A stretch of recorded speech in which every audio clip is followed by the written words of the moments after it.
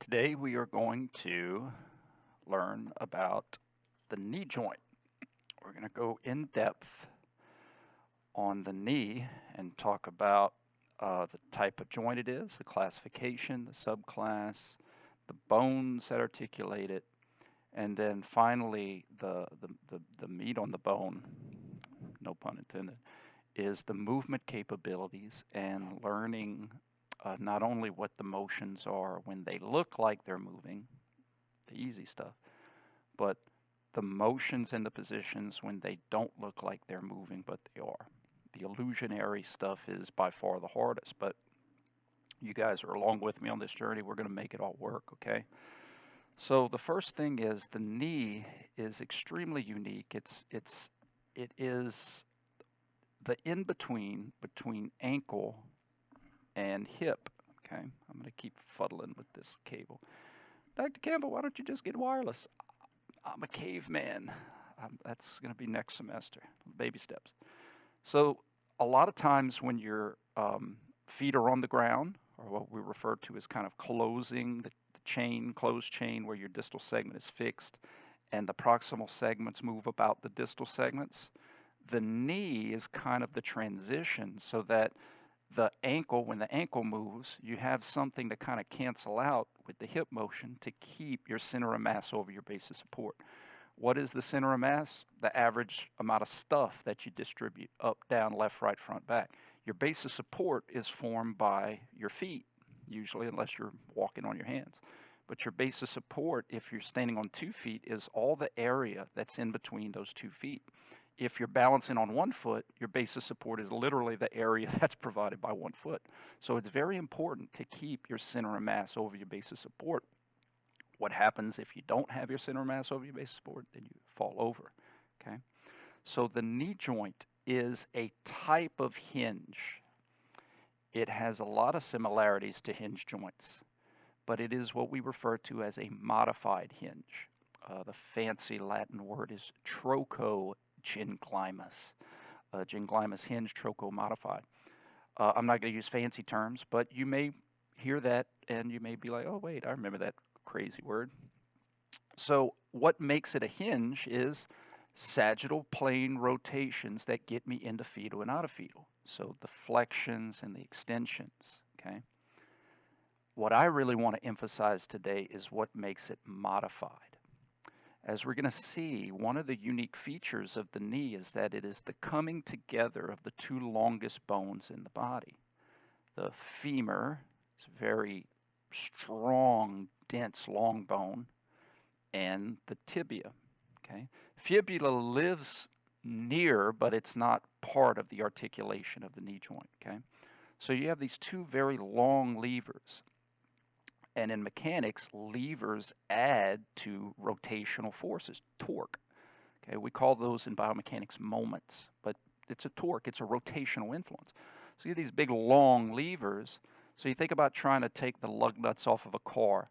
If you have a short wrench that has a small lever, it'd be a heck of a lot hard to influence rotation than if you had a long wrench. It'd be a lot easier to influence rotation, right? So here you got 2 long wrenches, so there's a lot of torque. There's a lot of rotational forces in this joint, okay? So that's why the knee gets hurt a lot. That's why we have a lot of injured knees. It's one of the side effects of having a lot of rotational forces happening between the intersection of the 2 longest bones. So one way we try to trade off extreme forces is by giving a little bit more motion. Think of this concept in terms of skyscrapers, tall buildings. Tall buildings are designed to sway. I'm not talking like those blow-up things you see on the side of the roads that are like, woo. But tall skyscrapers have to give a little. They have to sway to dissipate forces. If they weren't allowed to shift and sway a little bit, they would crumble to the ground. Trees sway. Flowers sway. They sway to dissipate force. My major professor at Auburn, she was a 4th degree black belt, and she would routinely use me in her self-defense classes. And I'd take my pounding and get on with learning. But one of the things she used to tell me is that when you're watching a fight and you see a fighter, male or female, and it looks like they just took a huge blow, it didn't hurt them as much because they are taught to go with the punch, to move with it, to dissipate that force over time. She's like, when someone really gets hurt, it looks like they didn't. It's an illusion because if someone punches you and you don't go with it, then all of that energy was absorbed by you. Okay? So again, this illusion of we have tremendous rotational forces taking place at the knee, especially when we cut, plant, twist. So we can't just try to cement everything up in here, up in here, up in here. You'd lose your mind if you tried to cement everything up in here, up in here. So we need to be able to give a little bit. We need to be able to have a little bit of rotation to allow those torques, those tremendous rotational torques, to give a little bit, to dissipate over time. So that way, when you cut and plant, your knee kind of has a mechanism to give a little bit. Obviously, sometimes it gives too much. That's the trade-off between stability and mobility. The shoulder and the hip are the same type of joint. The shoulder has a heck of a lot more injuries because it's allowed to move a lot more. When you say, well, if it allows to move a lot more, then, and you have more injuries, why is the knee allowed to move about more? It has more injuries, but those injuries tend to be less severe. If you dislocate your hip, a joint that is designed for stability, it's a bad day. You may lose your hip. You may need a hip replacement. A lot of times people have shoulder injuries and then they rehab it, they go on their merry way. So it's the trade-off. It's you want to give a little bit, but not too much. And you may give a little bit and have an injury more frequently, but at least that injury may not be as severe as if you didn't give a little bit, okay? So let's talk about what bones articulate the knee joint, and I'm going to talk a little bit about some things that make it super cool and super special. First of all, the articulation. What actually is touching and moving about each other? Femur, tibia, that's it. Fibula lives downstairs, and the patella, this right here, actually has its own articulation. They call it the patellofemoral joint. But the patella is really more involved in protection, flat bone protection, protecting the knee from anterior forces, something that might hit you to hyperextend your knee. That patella could kind of be there to take up some of that force and maybe dissipate some of that force through some of that fluid in here, help to dissipate, protect the knee anteriorly. Or if you land on your knee, if you fall on your knee, that patella is there to be a shield to protect. It also serves as a pulley for some of your muscles. Muscles can only pull. I'm going to teach you that later on. But since muscles pull on bones, bones can indirectly push. So your patella serves as kind of a pusher from the muscles that pull over the top of it. It's kind of cool. So femur, tibia. Now, how it works is that when the knee is in anatomical position or when the knee is extended, you have this mechanism called the screw home mechanism. And basically it's where the door to the knee joint motion, just like a door to this room, I can lock the door to prevent it from moving, to prevent it from opening and closing. It's kind of what you have here. When you're in an extended position, anatomical position, the doors are locked. And there's a reason for that. Because if muscles are working, then muscles can be fatigued. Well, for us to be able to stand up all day, we have some fatigue-resistant muscles in our neck, our back, right, that help erect our spine.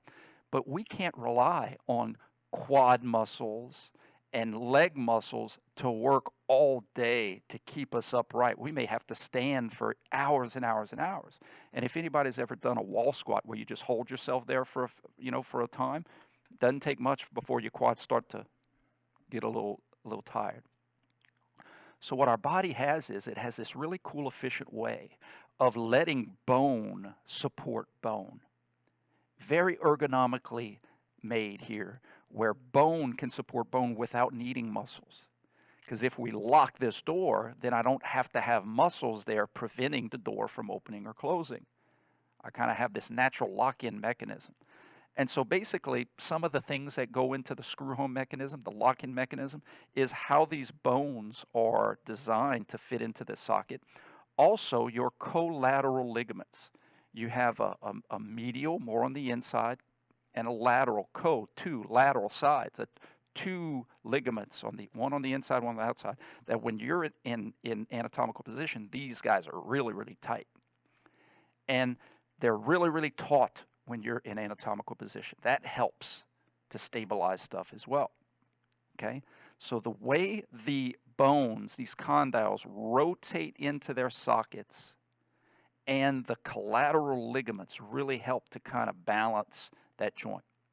And then what I'm going to teach you in biomechanics is we have an unlocker. We have a muscle that can unlock that door, and it's called the popliteus. And it kind of runs back here, and it kind of pulls to unlock the knee, and then the muscles can let you go down, make you go up. You know what it's like? It's like when we were kids, and we would go behind our friends, our family, and we'd kick them in the back of the knee to make their knee buckle. We have a muscle that does that. It's kind of cool. Okay, so anatomical position. For the knee, we refer to this as an extended position. Why? Because normal motion, you can't go any further than this. So when home is all the way at the end of a road, you know how I use Lafayette to describe home, and you could go east or west from Lafayette? That would be like the wrist as an example. Because in anatomical position, I could travel both in the direction of flexion or in the direction of extension. Lafayette, Jacksonville, Florida, Los Angeles, California. If this range of motion was Interstate 10, Lafayette, Jacksonville, Los Angeles. With the knee's anatomical position is all the way at the end of a range of motion. The knee is in Jacksonville. The knee in anatomical position is as far in one direction as it could possibly go. It can't go this way or that way. It can go this way. We call that hypermobility, excessive extension, not normal extension. The road ends here, you crash through the sun and keep going. That's not a good day. Okay? So the knee in anatomical is in an extended position. Any position that's not in an extended anatomical position must be in a flexed. It has to be a degree of flex. 5 degrees, 10 degrees, 20 degrees, 90 degrees. Now, what's important, I'm going to actually take out another model because this model limits some of the realism of what's really happening here, okay? Some models are better for some examples, and other models are better for others. So I'm going to bring in my buddy Bones here. Still haven't gotten a name. Maybe I'm waiting for the perfect name. So this is what I want to show you. General motion, the combination of linear and rotational. Here, Bones is in an extended anatomical position. And when we flex, the tibia orbits. It really does, like a planet. It orbits the femur. So what I mean by that is, it's as my lower leg goes down and it starts to curve. If we look at it here, it was articulating with this part. When I flex, now it's articulating with the bottom part. Good for me, the condyles of the femur have this angled track, okay? But this is why this is important to understand. When I'm flexed, this tibia basically did a combination of linear and angular motion. I'm going to describe it with this foot, with this leg. So check this out. This leg, when it went from here to there to go more in the fetal, right? So I had knee flexion when I go more in the fetal. This is really what happened, but it just happened at the same time. I had this translation, I had this translation, and then I had this rotation. Or another way you can look at it, God, this wire is driving me bonkers. Another way to look at it is this. Let's do the pure rotation first, and then we'll do the translation stuff after. Pure rotation about the center of mass, translation down, translation across. So something simple as from here to there is a combination of pure rotation, translation, translation. Now, we call, well, Campbell, if it's a combination, why do we refer to it as its rotational name? Because translational motion changes during an arc. In other words, if you're running around a track and you keep going in a circle, sometimes you're traveling this way. But if you keep running around the track, then you're traveling that way. And if you keep running the track, then you're going here. Then if you keep running around, you're going there. So linear stuff changes. When you flex your knee, let's say you're standing up and you start to flex your knee, right? Cables. Down. But if you keep flexing, eventually your foot's going to start to come back up. Think about that. Your foot goes down, but if you keep flexing past 90, your foot starts to come back up again. So linear stuff changes, especially with your shoulder, right? If my shoulder, I start coming down and forward, but once I get past here, my arm starts to go back. And then if I keep moving, it starts to come up. I don't know why I got so excited. So we can't use linearity because things change. My hand's going up. Yay, oh God, it's going down. So what didn't change was the spin. The spin never changes. The linear direction can change, and that's what adds to our confusion of joint motions because we're so used to looking at things in straight lines. So the linear stuff can change, but the rotational stuff doesn't. If you run around the track like this, your linear directions can change, but your rotational motion doesn't unless you start to go back the other way, okay? So that's why, even though we may have some general motion, some linearity, we discuss the motion from its rotational component because that's consistent. In the case of the knee, into fetal, out of fetal, flexion, extension, flexion, extension. What I have here is I put on the board, let's see if I could get here, B-O-A-R-D, not B-O-R-E-D, because I hope you guys are not bored. But I have some here, and y'all don't make fun of my art. Look at that, man. Look how that guy, I've never seen a chalk figure embarrassed as much as that guy to be drawn. He's like, oh my God, please erase me. Hurry up and move on to the hip so you can erase me. Sorry, chalk figure. You are forever eternalized on YouTube. So look, man, before and afters, right? I drew a little line to represent the knee joint. So it looks like it's moving, and it is. Left to right, knee flexion. That knee is more into fetal than it was before. Then if you go right to left, if you go back, right, change position to go back, you have knee extension.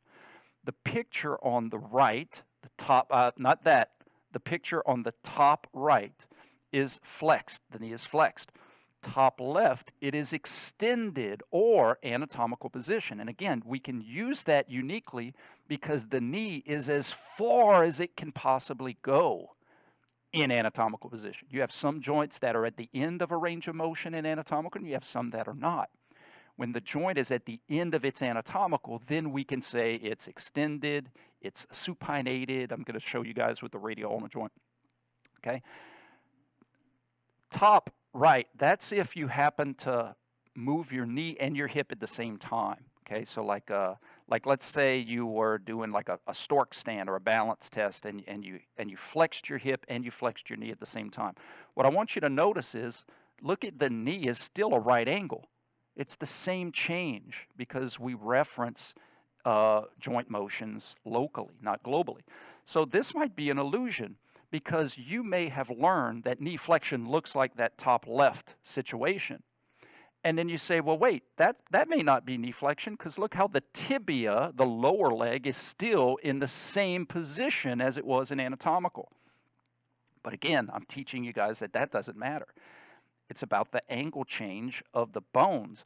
A joint is made up of multiple bones, so therefore each bone is important to the joint's position or motion. There you had tibia moving about femur. Here you had femur moving about tibia. And this could be like a squat too, like a ball squat or a wall squat or a Smith machine squat where if you didn't have the machine, you'd fall over, right? Because again, your center of mass is past your base of support. But again, if you only look at the tibia, you're going to miss the forest for the trees. You're going to miss that I had knee flexion. If you tilt your head 90 degrees, left ear, left shoulder, and then you click that picture and you drug it and you rotated it back, you would see that those two things are in the same position. I am 90 degrees flexed here, and I am 90 degrees flexed there. Okay? The picture on the bottom is like a weight-bearing squat. But again, the knee flexes when I go from left to right, and it extends when I go right to left. There's a lot of distractions here. You got ankle stuff happening, you got hip stuff happening. Who cares? If we're talking about the knee joint, if the conversation is knee joint position and knee joint motion, I can't fall for all the other distractions. So if someone's like, I don't know why I go caveman when I do these analogies. If someone's like, oh, Dr. Campbell, but wouldn't the hips also be moving? And I'm like, yeah, but I'm not disrespecting the hips. I'm just respecting the knee because that's what we're talking about right now. We can have the hip conversation after. I'm not ignoring the hips. It's just I'm talking about the knee.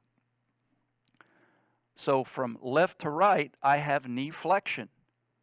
And from left to right, I have ankle joint dorsiflexion. That's great, but those are two separate conversations. And then when we get to the hip, I will talk about the hip.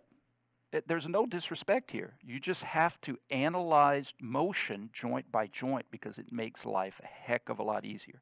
You're not disrespecting the other joints. You're just respecting the fact that you're going to have a conversation one at a time. Your turn will come, hip. We'll get to you. Don't get jealous, hip. We're going to come back to you, okay? All right? Now, knee flexion, knee extension. That's the easy part. The hard part is what makes the knee modified? We're going to come back to this modification. Why is it modified? What makes it modified? If your knee was not allowed to do what I'm about to explain to you that it does, we would all have blown out knees. Because what allows the modification is when the knee is unlocked. When you flex the knee, when you unlock it from the screw home, the collateral ligaments become slacked. Why? Because the collateral ligaments are posterior. They're kind of in the back of the rotational axis right here. They're kind of posterior. They run kind of like this. So when you flex, these 2 points get shorter and they get put on slack. In addition, when you're here, those condyles are really, really interlocked. But when you go here, it kind of creates some space. And it allows a little bit of rotation, spin. And this goes both ways. I can have spin. Come see, buddy. Be sweet. I can spin the lower leg about the upper, but by default, I can spin the upper about the lower. Okay? So there's some rotation there. What is this rotation called? That's the fun part. If I asked, I'm trying to get this hip back in, why are you being like that? If I asked a child, like my youngest son, and I said, Brian, spin to your right. Daddy will give you $5. My kids will do anything for money. Brian, spin to the right. Spin to your right. What Brian will probably do, because if I say do a cartwheel to your right, you probably do this way. And if I say do a cartwheel to the left, you probably go that way. What Brian will probably do is say, well, this is my right. And he wants me to spin to my right, so I'm just going to follow my right and spin like this. Spin to your left. I mean, doesn't that make sense? Look to your right. Aren't you going to spin your head in the direction of where your right is? Spin to your left. Here's the problem. That works when you're talking about your you. when you have one of something. In other words, I have one head, I have one neck, I have one trunk, I have one center of mass. Doing a cartwheel to my right is literally me moving my whole body to my right. Cartwheel to the left, spin to the right, spin to the left. My whole body, which I have one body, is going to the right, going to the left. The issue is when you're talking about extremities, right and left is already taken. What in the world are you talking about, Campbell? It gets trickier if I say, hey, Trayson, Brian, I don't want your whole body to spin to your right. I just want your arm to spin to the right. Like if your arm was a person, hey, right arm, spin to the right. Hey, left arm, spin to the right. Well, those are two different motions. The double doors, right? The double doors open like this. The double doors don't open like this. So when you're talking about the right arm spinning to the right or the right arm spinning to the left or the left arm spinning to the right or spinning to the left, that gives you two different motions. So how we circumvent this is we have the concept of lateral and medial. The lateral part of your arm is on the outside, right? And the medial part of your arm is on the inside. So now if I say, hey, right arm, rotate laterally, I'm following the outside of my arm. Hey, right arm, rotate medially. I'm spinning to the medial part of my arm. Right arm, spin laterally. Right arm, spin medially. And it follows the same pattern as my left arm. Hey, right and left arms, bilaterally, spin laterally. Spin medially. Lateral spin, medial spin. And what we have is we have some synonymous words. External is synonymous with lateral. So right arm, spin externally, spinning to the outside. Right arm, spin internally. Left arm, spin externally. Left arm, spin internally. Okay?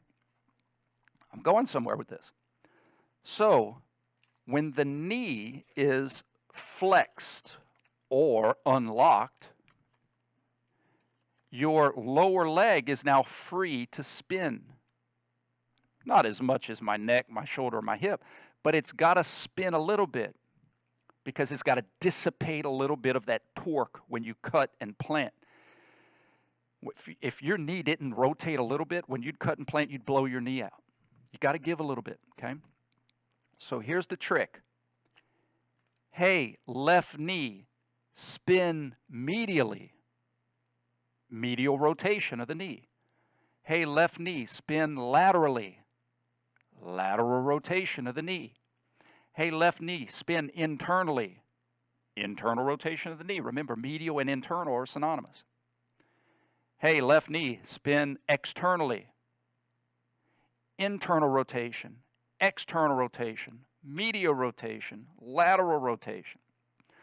A lot of times this motion of my lower leg gets confused with motion of the ankle because the ankle, the foot, is going along for the ride. And a lot of times it's hard to move your knee without moving your subtalar or your ankle joint because a lot of times joint motions and the muscles that influence them are synced to kind of help each other out, okay? But it's important to understand knee rotation. Let me give you some practical examples with my bony knees. Okay? This is my tibial tuberosity. That is this blue part. I have prominent tibial tuberosities, and I actually had surgery to remove some of it. It looked like I had a Pinocchio nose on my knees because I have a condition called Osgood-Schlatter's. Get into that another time. So this blue bump on my tibia is this big bump on my tibia. This is my tibia. Okay? So watch how this works. Hey, right. I'll do it on the left since I did it on the left here. Hey, left knee, rotate laterally. Hey, left knee, rotate medially. Lateral, medial, lateral, medial, external, internal, external, internal. Guys, if that was my ankle and my subtalar joint, you wouldn't see a piece of my tibia rotating. External, internal, external, internal. And I can't do that when my knee is locked into place. My knee doesn't allow rotation. Think of it like this. If your knuckles are interlocked, right? You can't really torque very well when they're interlocked together. But if you unlock them, okay? I know that's an extreme example, but that's kind of how it is. The knuckles are locked into place, hard to twist. Unlock them, makes it easier to twist. Okay? So this concept is super important because it's going to apply to our hips, it's going to apply to our shoulders, external rotation, internal rotation. Hey, right, spin lateral. Hey, right, spin medial. Hey, left, spin lateral. Hey, left, spin medial. Okay? Now for the illusions of knee rotation. So a good test question would be, can the knee rotate in anatomical position? Not if it's normally functioning knee. Now let's get to the illusions. So when my leg is off the ground, you see lower leg moving about upper leg. When my leg is on the ground, when my foot is fixed, you're going to see upper leg rotating about lower leg, and you're going to get a cap and bottle illusion because of it. Okay? Remember the cap and bottle illusions. What is the motion? I wish I had I think I threw my bottle of water away. What is the illusion of cap and bottle motion? Well, the only thing that that bottle and cap can do is open and close. Functionally. I open it to drink and I close it to save. Open could mean cap rotate like this, lefty-loosey, but open can also mean bottle rotate the other way. If both of them rotated the same way, it would never open. That's like me holding the bottle and just doing this. If both the cap and the bottle rotated the same way, I'd never get my water. Cap and bottle. To open up the bottle, I'm either going to spin the cap this way or the bottle the other way.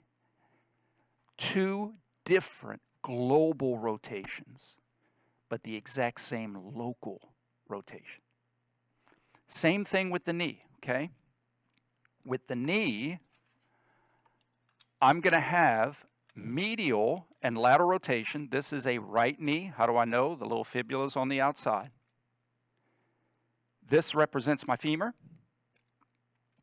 Internal, external, internal, external, medial, lateral, medial, lateral. Check it out.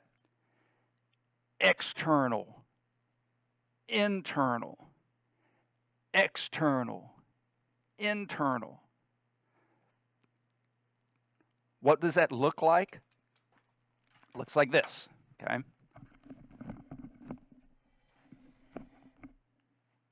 Think you'll still be able to hear me?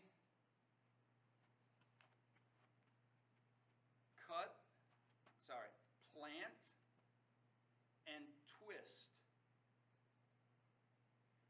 Your instinct is to want to say internal rotation.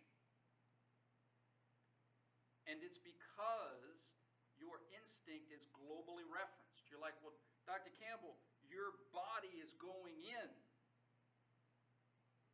But the rotation of the knee is actually, if I froze it and came back, look at my knee. It's externally rotated. So when I cut and plant, and instead of moving the cap, I move the bottle, or instead of moving the bottle, I move the cap, you have this illusionary effect. Here to there is actually external rotation of my knee. And one way I can prove it is I'm going to freeze my knee, freeze my foot, bring everything back to open chain, something I'm very comfortable with. Hey, lower leg, spin to the right, lower leg, spin to the left. I'm going to freeze it, bring it back up, and say, hey, knee, how would you have to rotate to go home? I'd have to internally rotate to go home. Great. that means you had to externally rotate when you left home. Because when I cut and plant, yes, my knee is flexed, but my knee is not rotated from anatomical position. External rotation of the knee. Now, why is this tied into the screw home mechanism? Why does my knee have to be flexed? The knee has to be flexed to rotate because it's only in knee flexion, when you're flexed, that you could use your muscles to push against the ground, to get more friction, to get more interlock, to get more force, to change your direction.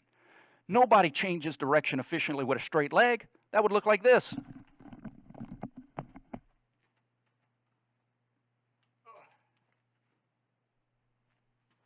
Straight leg change. Do, do, do, do, do. Plant, rotate, go the other way. Of course not. You're going to get more force on the ground if you flex your knee, flex your hip, push into that ground to generate extra ground reaction force. So it's a natural partnership. Flexing the knee, bending the knee, Game of Thrones, bending the knee unlocks the knee. Pushing against the ground to get more force from the ground, and then twisting your body to change your direction. But when you twist, you produce torque in the knee. You produce rotational forces in your knee. So in order not to blow the knee out every time, my knee is going to compensate by giving a little bit. It's going to have a little bit of play. It's going to have a little bit of extra motion that most hinge joints don't allow us. I need to teach you how internal and external knee rotation look differently when it's happening with your feet on the ground than with your feet off the ground. And that's going to come with practice. Patience and practice. Practice and patience. Okay? So, in summary, the knee is a modified hinge. Usually anything that's modified or souped up, there's a purpose for it.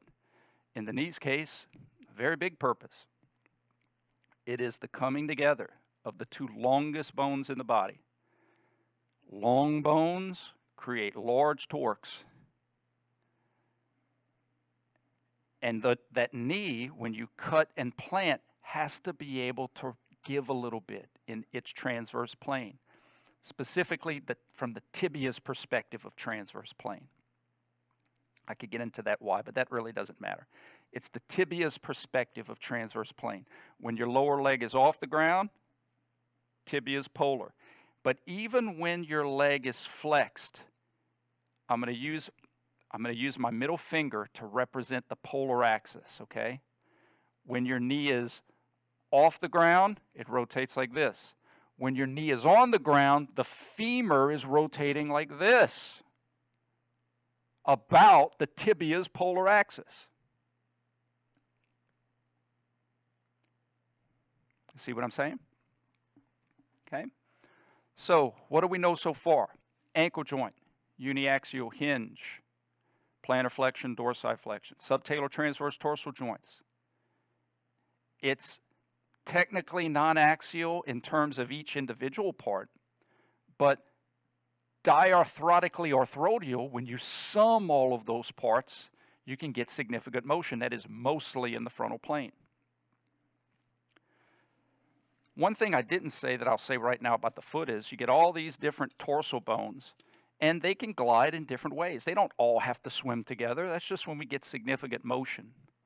But you can have some bones that shift one way, and then these dorsal bones shift the other, and that's how you balance uneven surfaces. That's how you're able to compensate, swaying and shifting. The knee, modified hinge, Troco gynglimas, modified gynglimas. Flexion extension, fetal, out of fetal, sagittal plane, all's good. But when the knee is flexed, thus when the knee is unlocked, it allows almost like amphiorthotic, a little bit more than none, specifically to dissipate tremendous torques over time so that you don't have more significant knee injuries. And even then, you have knee injuries. That's how, but that's the trade-off we get. We trade off stability with mobility. Okay? So, knee, modified hinge, flexion extension into fetal out of fetal. When the knee is flexed, and it's not just barely flexed, like it has to go past a certain range of motion, like after 30 degrees or so. But once you unlock those knuckles, then you can have some transverse plane rotation. Right spin right, right spin lateral, left spin right. The left's like, I'm not doing the same when I spin to my right. Okay, left, you're right. Left spin lateral. Ah, that gives me the double door. Right spin lateral, left spin lateral, right spin external, left spin external. But if I say right spin right, left spin right, I don't get the double door. Lateral rotation, medial rotation, external rotation, internal rotation. Okay? We're good? Next up, we're going to move on to the hip in our next lecture. Watch, rewatch, hit me up if you have any questions. I hope everybody's doing well.